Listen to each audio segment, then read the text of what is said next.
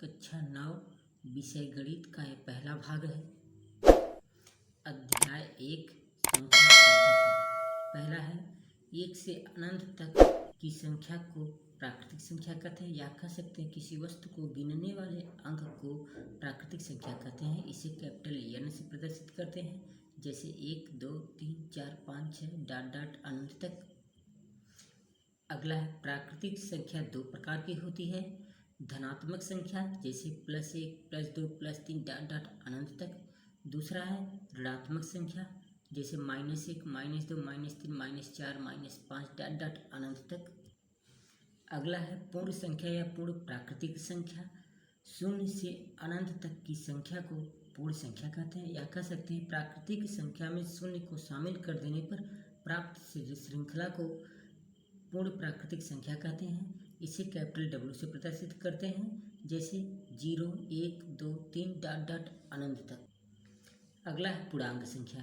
प्राकृतिक संख्याएं और धनात्मक एवं ऋणात्मक संख्या और 0 को पूर्णांक संख्या कहते हैं। इसे कैपिटल Z से प्रदर्शित करते हैं, जैसे -2 -1 0 1 2 3 4 5 डॉट डॉट अनंत तक।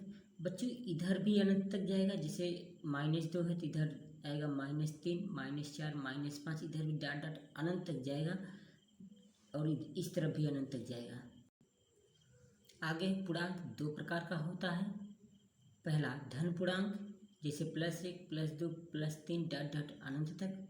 दूसरा है ऋण पूर्णांक जैसे -1 -2 -3 डॉट डॉट अनंत तक।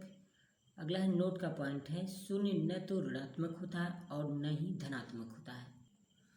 अगला है अभाज्य संख्या। ऐसी संख्या जो 1 से तथा स्वयं से विभाजित हो जाती है या कट जाती है उसे अभाज्य संख्या कहते हैं, जैसे 1 2 3 5 7। 1 1 से कटेगा और किसी भी संख्या से नहीं कटेगा। उसी प्रकार 2 2 से कटेगा और 1 से भी कटेगा और किसी अन्य संख्या से नहीं कटेगा। उसी प्रकार 3 3 से कटेगा और 1 से भी कटेगा, लेकिन और किसी भी संख्या से नहीं कटेगा। ऐसी संख्या को हम अभाज्य संख्या कहते हैं। आगे है भाज्य संख्या। ऐसी संख्या जो 1 से तथा स्वयं के अलावा किसी अन्य संख्या से विभाजित हो जाती है या कट जाती है उसे भाज्य संख्या कहते हैं, जैसे 4 6 8 9 10 12 डॉट डॉट अनंत तक। और भी संख्या है। अब जैसे ये 4 है, 4 को हम गुणनखंड करेंगे तो ये 2 गुणे 2 गुणे यहाँ कर देते हैं गुणे 1, तो 4 1 से भी कटेगा, 4 से भी कटेगा और एक अन्य संख्या 2 से भी कटेगा। उसी तरह ये 2 गुणे 3 गुणे अभी 6 1 से भी कटेगा, 6 से भी कटेगा और 2 अन्य संख्या है 2 और 3 से भी कटेगा। उसी तरह 8 है, 8 1 से भी कटेगा और 8 8 से भी कटेगा और 4 से भी कटेगा, 2 से भी कटेगा। ऐसी संख्या जो 1 से तथा स्वयं के अलावा किसी अन्य संख्या से विभाजित हो जाती है उसे भाज्य संख्या कहते हैं। अगला है परिमेय संख्या। ऐसी संख्या जिसे P/Q के रूप में लिखा जा सकता है उसे परिमेय संख्या कहते हैं। इसे कैपिटल Q से प्रदर्शित करते हैं, जैसे 1 2 3 -1 -2 -3 1/2 -3/2 डॉट डॉट अनंत तक। अब ये P/Q के रूप में नहीं तो हम इसके बटा में 1 लिख सकते हैं और इसके बटा में इसके भी बटा में 1 लिख सकते हैं। इसी तरह ये सभी क्या है, परिमेय संख्याएं हैं।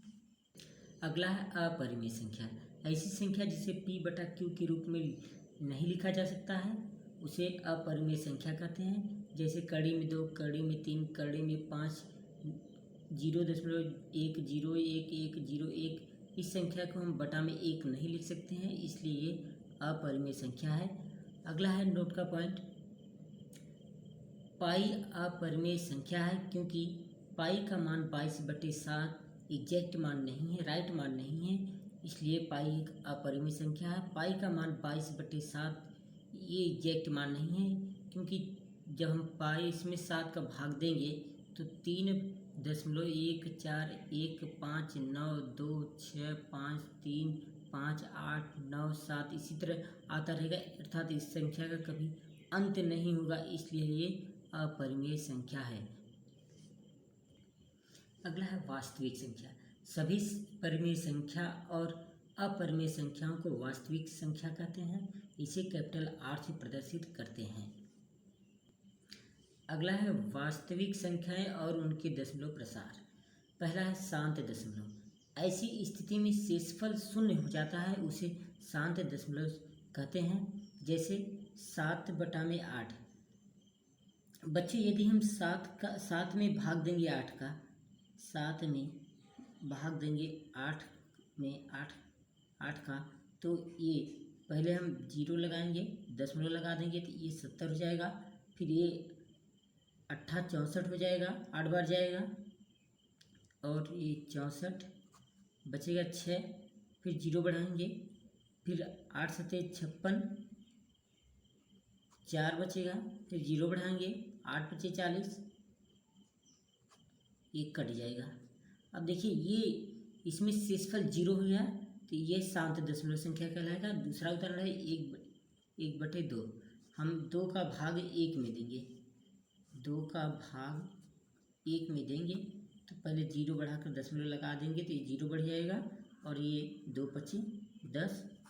ये देखिए शेषफल का अंत हो गया, शेषफल कुछ नहीं बचा, ये और ये संख्या यहीं पर समाप्त हो गई। तो जिस संख्या का शेषफल शून्य हो जाता है उसे शांत दशमलव कहते हैं। अगला है अशांत या अनवसानी आवर्ती। ऐसी स्थिति में शेषफल कभी भी शून्य नहीं होता है। जैसे 1/3।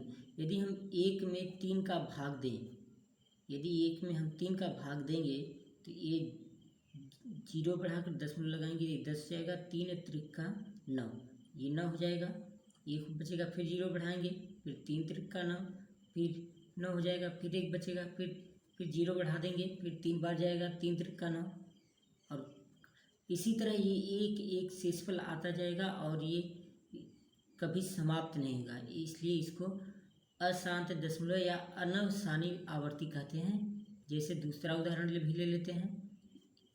1/7 है, तो अर्थात 1 में भाग देंगे 7 का, तो यहाँ पर 0 बढ़ाकर दशमलव लगाएंगे तो ये 10 हो जाएगा, तो 7 एकम 7, 3 बचेगा, 0 बढ़ा देंगे, 7 चौक 28, ये 28 हो जाएगा, और 2 बचेगा, 0 बढ़ा देंगे, 7 दूना 14, ये 14 हो जाएगा, और ये 6 बचेगा। इसी तरह अब 8 सते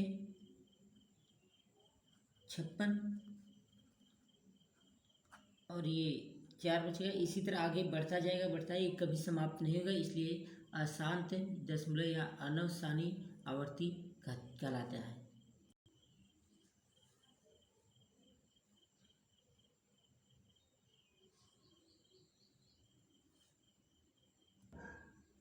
अगला है नोट का पॉइंट।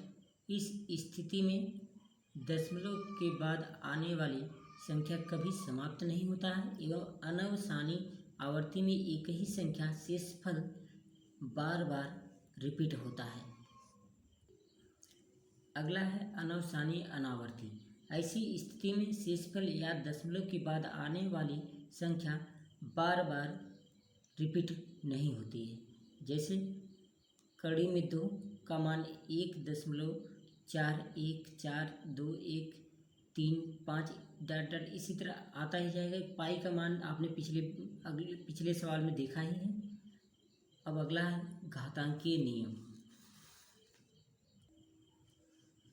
पहला है a⁴m into a⁴n equal to a⁴m+n। कहने का मतलब है कि जब ये आधार बराबर है तो घात जुड़ जाता है, अर्थात a को हम आधार बोलेंगे, इस a को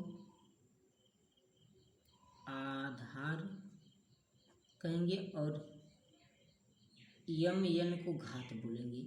ये घात है और ये भी। और ये जैसे एक उदाहरण ले लेते हैं, जैसे 2⁵ गुणे 2⁵5। अब ये देखिए आधार बराबर है तो घात जुड़ जाएगा, 2⁵3 और +5 ये बराबर हो जाएगा 2⁵8। दूसरा है a⁴m कोष्टक में पावर n बराबर लिख सकते हैं 1⁴m गुणे n। जैसे उदाहरण ले लेते हैं 3⁵2 इंटू पावर 3। हम इसको लिख सकते हैं 3 पावर 2 गुणे 3 बराबर हो जाएगा 3 के पावर 2 तिहाई 6। अगला है ए की पावर m बटा में ए के पावर n बराबर ए के पावर m माइनस n, जहाँ m n से हमेशा बड़ा रहेगा। जैसे हम ले लेते हैं कि 2 के पावर 3 बटा में 2 के पावर 2, ये बराबर हो जाएगा 2 के पावर 3 माइनस 2, और यहाँ ये m है और ये n है, तो m बड़ा है n से, तो ये घटा देंगे 2 की पावर 1 अर्थात बराबर 2। अब अगला है a की पावर m इंटू बी के पावर n, तो बराबर हम लिख सकते हैं इसको एक ही कोष्टक में पावर घात 1 लगा देंगे, m हो जाएगा। जैसे 2 इंटू 3, यहाँ पर पावर 3 लिख देते हैं, यहाँ पर पावर 5 लिख देते हैं, और इसको हम लिख सकते हैं 2 गुणे 3 के पावर, सॉरी यहाँ पर भी 3 रहेगा क्योंकि यहाँ पर भी m है, यहाँ पर भी m है, तो ये घात बराबर है, तो ये 3 हो जाएगा यहाँ, और ये 2 तिहाई 6 की पावर 3 हो जाएगा।